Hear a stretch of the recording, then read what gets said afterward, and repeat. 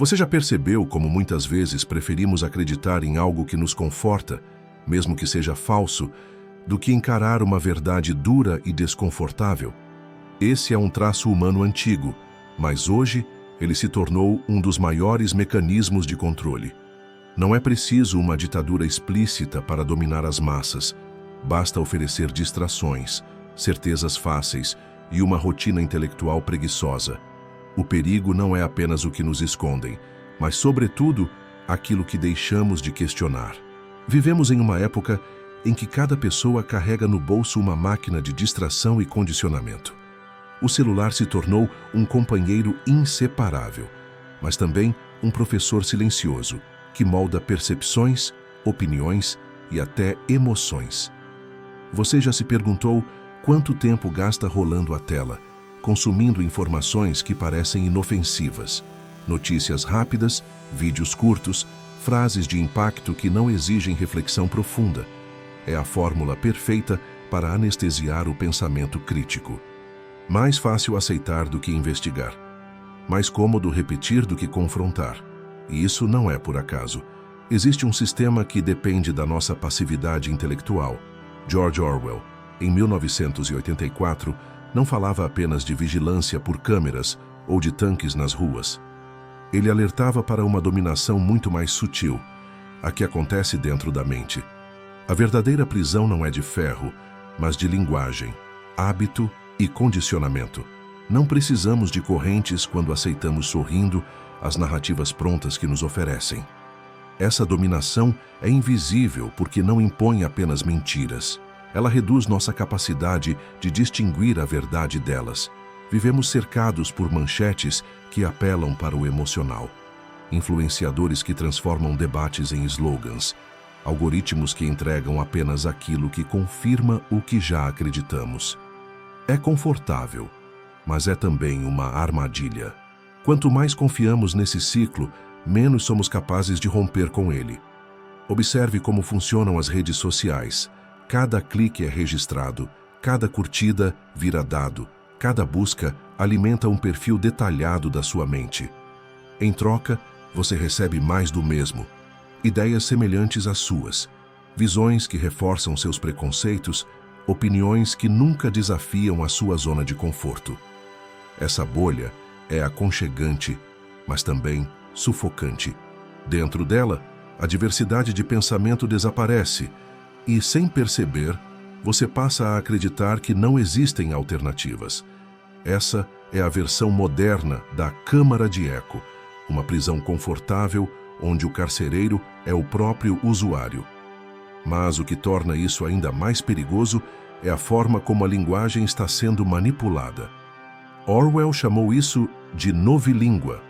Em seu romance, palavras eram reduzidas e distorcidas até que se tornassem incapazes de expressar ideias complexas. Guerra é paz, liberdade é escravidão, ignorância é força. Não eram apenas frases de impacto, eram ferramentas para limitar o pensamento. Hoje, basta observar o noticiário ou as redes sociais. Termos como ciência, democracia e liberdade são disputados como armas de guerra semântica. O mesmo conceito é usado para significar coisas completamente opostas, dependendo de quem o pronuncia.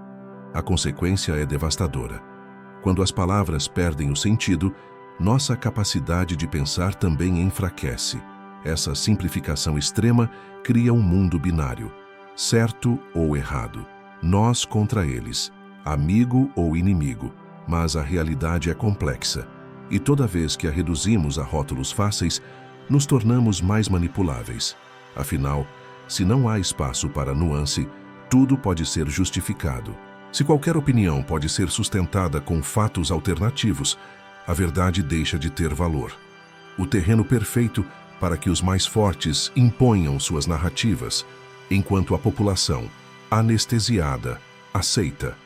Aldous Huxley, em Admirável Mundo Novo, trouxe um complemento sombrio à visão de Orwell. Ele não imaginava uma sociedade silenciada pela força, mas entretida até a passividade. Não precisaríamos ser proibidos de pensar, bastaria sermos seduzidos por um fluxo interminável de distrações. E aqui estamos nós, presos entre Orwell e Huxley, consumindo notícias em fragmentos, discussões em 280 caracteres, vídeos de 15 segundos. A complexidade foi sacrificada no altar da conveniência. E o que acontece quando isso se torna a regra? Perdemos nossa bússola. Criticamos a censura quando afeta nossas ideias, mas a defendemos quando cala nossos adversários. Pedimos rigor científico para as opiniões contrárias, mas compartilhamos sem checar aquilo que reforça nossos preconceitos. Essa contradição constante é o que Orwell chamou de duplo pensar, a habilidade de acreditar em duas ideias opostas sem reconhecer o conflito. Não se trata de hipocrisia, mas de sobrevivência mental, um truque da mente para evitar desconforto. Hoje, o duplo pensar não é exceção, é a norma. Esse mecanismo é explorado por quem entende como funcionamos. Se a verdade oficial muda constantemente, nos adaptamos. Se cada lado usa contradições, também nos acostumamos. E assim, passamos a achar normal a incoerência. O problema é que, sem padrões estáveis, qualquer coisa pode ser verdade e nada pode ser contestado. O resultado é um ambiente perfeito para a manipulação, não pela imposição da mentira, mas pela dissolução da verdade. E o que resta de nós quando aceitamos isso? Uma sociedade desorientada, vulnerável a qualquer narrativa confiante. Uma geração inteira que já não distingue lembrança de manipulação, fato de opinião, realidade de ilusão. Orwell dizia: quem controla o passado, controla o futuro. Quem controla o presente, controla o passado. E estamos vendo isso acontecer diante de nossos olhos, não como ficção, mas como prática cotidiana. A cada ciclo de notícias, escândalos recentes são esquecidos, promessas políticas evaporam, memórias coletivas são reescritas. O passado se torna fluido, moldado conforme as necessidades do presente. E nós, sem âncoras firmes, passamos a viver em um eterno agora, onde nada é sólido. Um terreno ideal para quem deseja manipular sem ser responsabilizado. O mais assustador é que não precisamos de guardas armados para aceitar esse processo. Aceitamos voluntariamente, porque é mais confortável. É menos doloroso acreditar na mentira conveniente do que enfrentar a verdade perturbadora. Mas é exatamente aí que começa a verdadeira escravidão mental, quando escolhemos o auto-engano. Se tudo isso soa duro demais, é porque é. Mas também é um chamado. A liberdade não se conquista apenas nas ruas ou nas urnas, ela começa na mente, no simples ato de questionar. Questionar não só o que ouvimos, mas também o que queremos acreditar. Questionar nossos preconceitos, nossas certezas e até nossos grupos, porque sem essa coragem, seremos apenas mais uma engrenagem na máquina da manipulação. Se essa reflexão fez sentido para você, não deixe que ela se perca no fluxo de distrações. Inscreva-se no O Viking Estoico, deixe o seu like e compartilhe este vídeo. Aqui, buscamos pensar além do óbvio, enfrentar as verdades desconfortáveis e recuperar o valor do pensamento profundo. Sua participação é essencial para que essa chama continue acesa. Se a primeira parte deste raciocínio mostrou como a manipulação silenciosa atua sobre a nossa linguagem e sobre nossa preguiça intelectual, agora precisamos ir mais fundo. A verdadeira ameaça não é apenas aquilo que nos fazem acreditar, mas a forma como vamos nos adaptando às contradições sem perceber. É esse hábito de aceitar incoerências que lentamente destrói a integridade do nosso pensamento. Você já percebeu como, muitas vezes, aceitamos que algo seja verdade em um contexto e mentira em outro, sem nos incomodar? Chamamos isso de flexibilidade, mas, na prática, é duplo pensar. É justificar a violência de um lado e condená-la no outro. É exigir provas para o que nos desafia e ignorar a necessidade de evidências quando o assunto reforça nossos desejos. É vestir a capa da moralidade seletiva, ajustada à conveniência de cada situação. O problema é que, quando fazemos isso, cedemos nossa bússola interior e entregamos nossa mente a forças externas. Esse mecanismo psicológico não é apenas uma falha lógica, é uma forma de sobrevivência em um mundo confuso, mas é também o recurso mais explorado por quem manipula narrativas. Quanto mais contraditórias forem as informações que recebemos, mais vulneráveis ficamos. Afinal, quando tudo pode ser justificado, nada pode ser contestado. A confusão deliberada é mais eficaz que a censura, porque nos leva a desistir de buscar coerência. É como se dissessem: não se preocupe em pensar, apenas sinta e siga o fluxo. E assim, a verdade deixa de ser algo a ser descoberto e se torna apenas um detalhe inconveniente. A tecnologia amplifica essa fragilidade. Algoritmos nos mostram o que queremos ver, nos alimentam com versões customizadas da realidade e reforçam nossas bolhas. Em cada bolha, a verdade parece absoluta, mas quando duas bolhas colidem, tudo se desfaz em relativismo. Se cada grupo tem sua versão, onde fica a realidade compartilhada? Esse é o triunfo da manipulação. Transformar a verdade em algo maleável, negociável, descartável. E é justamente por isso que a memória se torna um campo de batalha. Sem memória, não há base para contestar nada. Quem lembra, por exemplo, de um escândalo político de 3 anos atrás? Quem revisita as promessas feitas há apenas algumas eleições? Quase ninguém. O fluxo constante de novidades cria uma amnésia social. E quando alguém tenta recuperar lembranças, encontra um obstáculo. A própria narrativa foi alterada. Os vídeos desaparecem, as manchetes mudam, as palavras são reinterpretadas. O passado é reescrito diante de nós e aceitamos, porque é mais fácil confiar na versão atualizada do que lutar para preservar o registro original. Orwell já havia apontado isso em 1984. O Ministério da Verdade não criava apenas novas versões dos fatos, mas apagava as antigas, até que ninguém pudesse mais provar que havia contradição. Hoje, o processo é mais caótico e descentralizado, mas não menos eficaz. Em vez de um ministério central, temos milhões de vozes disputando atenção, cada uma distorcendo a realidade de acordo com sua agenda. No meio desse ruído, a memória se dilui. A cada nova crise, esquecemos a anterior, como se nunca tivesse acontecido. Essa desorientação cria um presente perpétuo. Vivemos em um eterno agora, onde nada é sólido. O passado se dissolve, o futuro se torna incerto e o presente é manipulado. E nesse terreno instável, somos moldados pela emoção do momento. Raiva, medo, indignação, sentimentos que são rapidamente direcionados contra alvos escolhidos, enquanto a estrutura que mantém tudo isso permanece intocada. Mas há uma forma de resistência: documentar, registrar, comparar, criar linhas do tempo pessoais que nos ajudem a ver padrões e não apenas eventos isolados. Ler história não como uma coleção de datas, mas como um fluxo contínuo de causas e efeitos. Esse é o exercício que fortalece a mente contra a manipulação. A memória se torna, mas sim, o primeiro ato de rebeldia. Outro campo de batalha essencial é a linguagem. As palavras moldam o pensamento.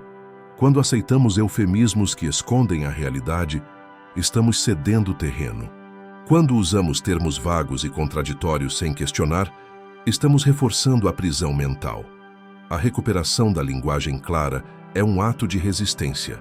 Chamar as coisas pelo nome correto, recusar rótulos simplistas, exigir definições precisas. Parece pouco, mas é um gesto revolucionário num tempo em que a confusão é a norma.